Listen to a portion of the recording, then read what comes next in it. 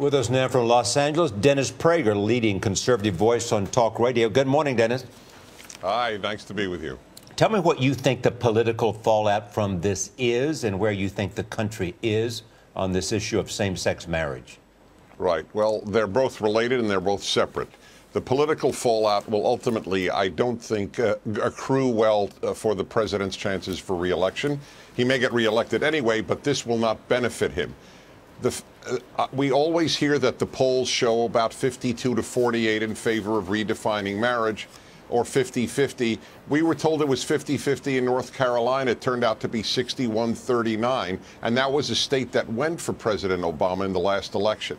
So I don't think it'll be good for him, and I think it will energize all of those evangelical Christians who had misgivings about voting for a Mormon.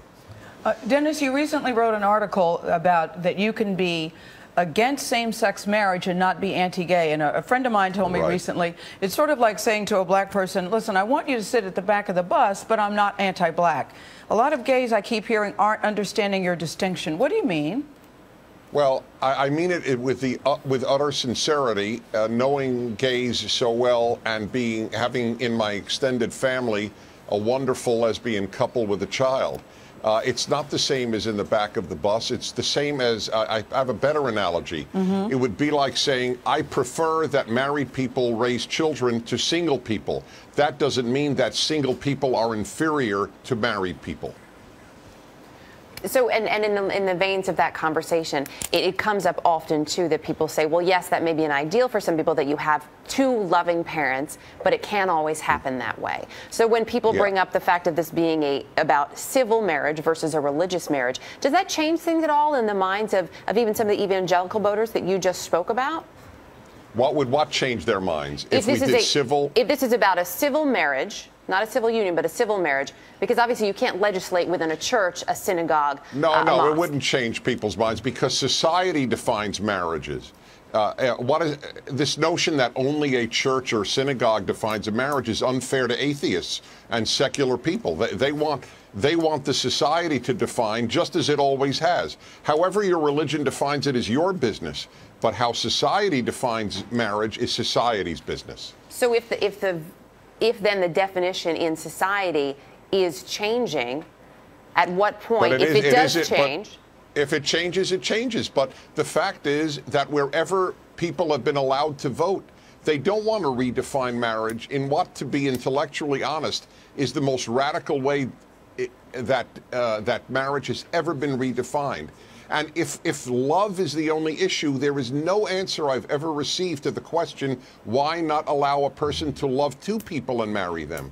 I have never gotten an answer. I've debated gay activist leaders. They always skip on to another topic. But once we have shattered the male-female ideal for marriage, then everything should be allowed. Let me come back to the politics for a moment. Barney Frank said this kind of issue, once you pass and the president takes a stand, you find out that it is not as controversial and that it is more popular and that it will not be a major issue in the campaign. Well, I don't think that they will talk about it a lot, but I believe it will be an issue in a lot of people's minds. As I said, evangelicals. In my state of California, blacks voted heavily to amend the Constitution of California to define marriages between a man and a woman. It may not be spoken about a lot, but I think it will affect people's voting. Might it also energize President Obama's supporters who might have had some misgivings about him and knowing that he was with them but had not expressed that idea as well as they wanted him to? I don't believe that. Even if it energizes them, they would have voted anyway. The folks on the left, politically, socially, have nowhere to go. So they would vote for President Obama anyway. But there are others who will say that this is very important to them. And frankly, it is very important. Whether or not society has male-female marriage or not is one of the most fundamental questions a society has to face. Dennis, thank you so much for joining us this morning. Thanks for having me.